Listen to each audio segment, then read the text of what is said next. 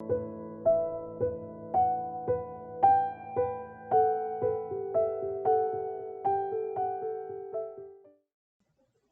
everyone. Welcome to one more Enlightened Moments by Plenitude. As always, we start our study with a prayer, asking God for inspiration and to guide us on the best pathway so we can be working in His name and always follow the pathway that leads closer to Him. So be it. And if you guys are new to our study, welcome. Please remember to hit the like button if you do like us and to follow us. In this way, you can watch previous studies and also be notified of the new ones. Each week, there will be someone talking with you about the teachings of Jesus through the work of Emmanuel and Allan Kardec.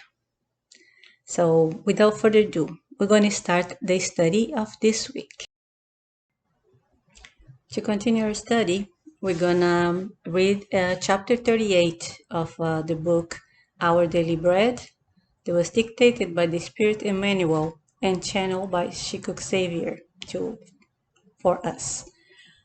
The title of this chapter is Your Personal Account, and said, if you, even you, had only known on this day what would bring you peace.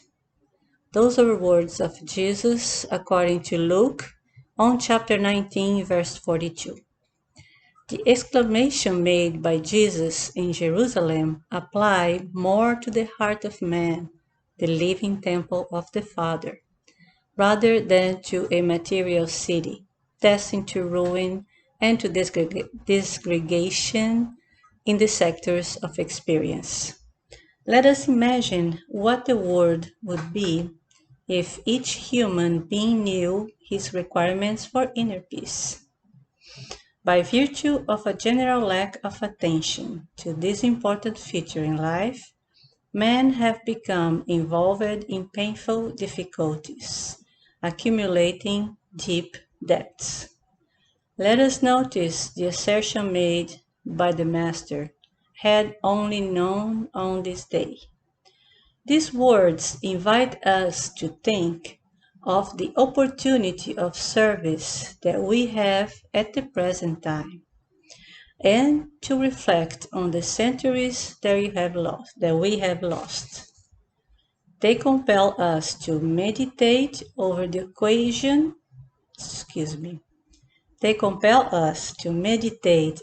occasion for work that is always available for the diligent spirits.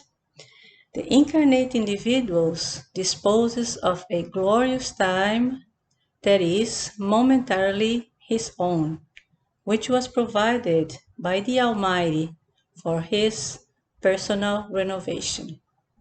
So it was provided by God for each one's personal renovation. It is important that each one of us recognizes what is necessary for our own tranquility. Each individual should observe a dignified attitude towards comprehending his personal obligations, and the phantom of disturbances will be withheld from afar. Let each person care about his own particular affair, and 2/3 of the social problems of the world will be naturally resolved.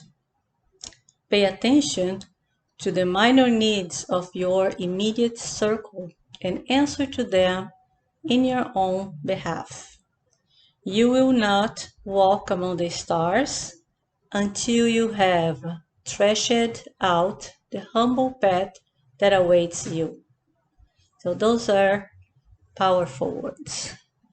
Mostly, I feel very deeply that phrase. Let each person care about his own particular affair, and 2/3 of the social problems of the world will be naturally resolved. That doesn't mean that we're going to just take care of ourselves, but we're going to make sure that our issues, we take care of them the best way we can. And if we take care of your own life and pay attention to the minor needs of your immediate circle, which we can understand of our family, how beautiful this world would be. According to Emmanuel, 2/3 of the social problems of the world will be naturally resolved. Words to think. All right, continue with our study. We're going to read from the chapter 10 of the Gospel according to Spiritism, which title is Blessed are the Merciful. The whole chapter is about forgiveness, indulgence, being merciful. So we're going to read item 16 from the instructions of the spirits. So here it goes. That's how it is. Spiritists, today we wish to speak of indulgence, that sweet fraternal sentiment which everyone should harbor towards their fellow humans, but which in fact is so little used. Indulgence does not see the defects of others, or if it does, it avoids speaking of them or divulging them. On the contrary, it seeks to hide them with the object of becoming the sole possessor of this knowledge. And if malevolence discovers it, then indulgence will always have. I'm sorry. Okay. And if malevolence discovers it, then indulgence will always have a ready and plausible excuse. However, we do not mean those excuses which only have the appearance of lessening the failing, while in actual fact making it more evident with perfidious intention. Indulgence will never occupy itself with the evil actions of others, unless it is to offer help. But even in this case, it will take care to lessen the fault as much as possible. It will never make shocking observations nor offer censure, but only advises, and even then, usually in a veiled manner. When you criticize, what consequences should be deduced from your words? That the one who censures or criticizes be not guilty of that which is being reproved, so that they may be worthy more than the culprit. Humanity, when will you judge first your own hearts, thoughts, and actions without occupying yourselves with what your brothers and sisters are doing? When will you have stern eyes only for yourselves? So then, be severe with yourselves, but indulgent to others. Remind yourselves of He who judges in the last instant, who sees the innermost movement of each heart, consequently forgiving many times the failing which you censure, and often condemning that which you condone, because He knows the motive behind all actions. Remember also that those who clamor in loud voices for others to be excommunicated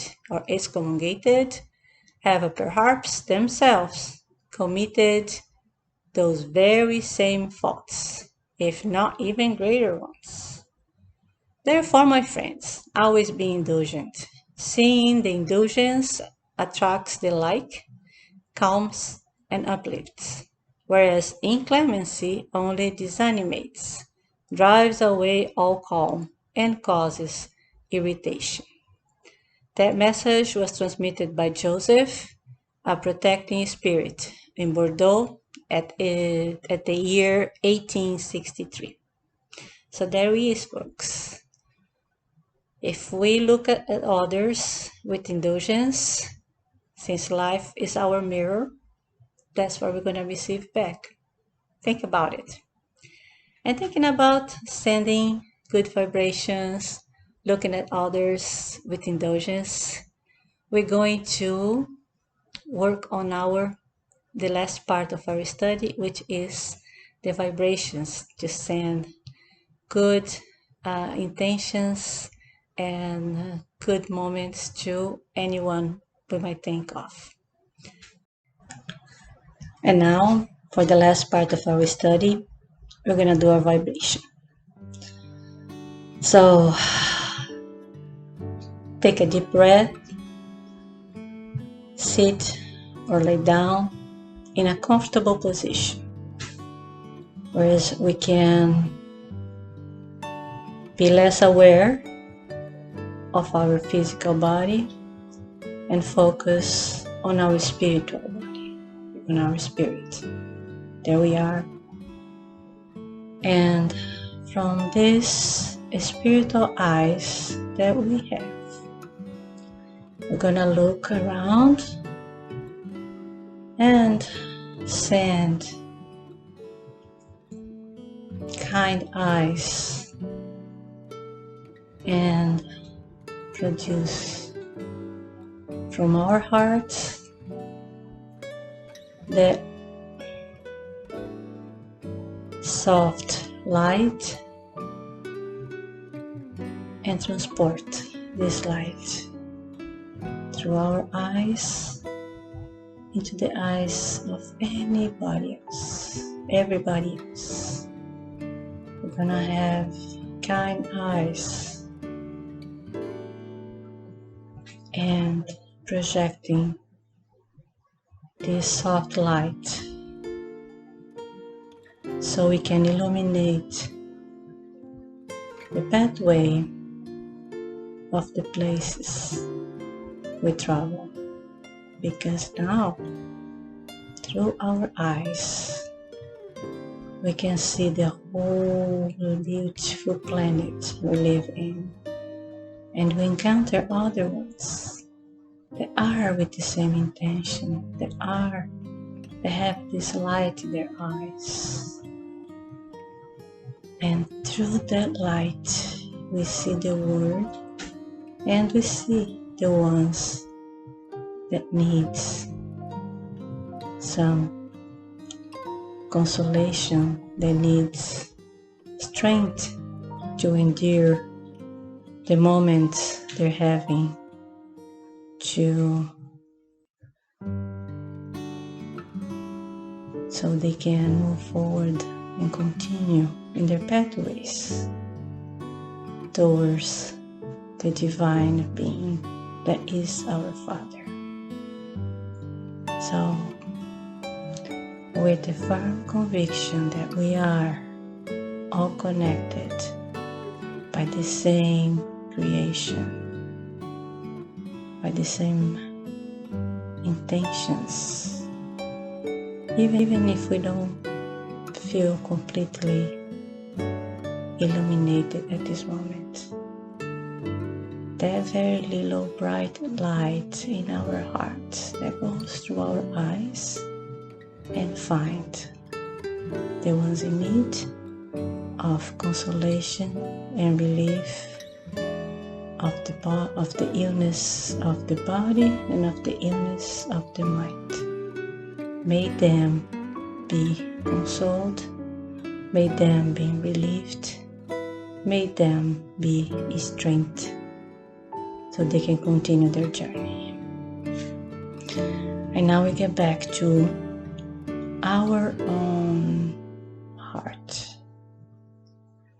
We take a deep breath and we are fulfilled of this love of our Father and prepared for one more week. And is with grace in the heart and gratitude for all of this goodness that you received today that I'm asking you guys to have a wonderful week in the best way possible, and I'll see you next time.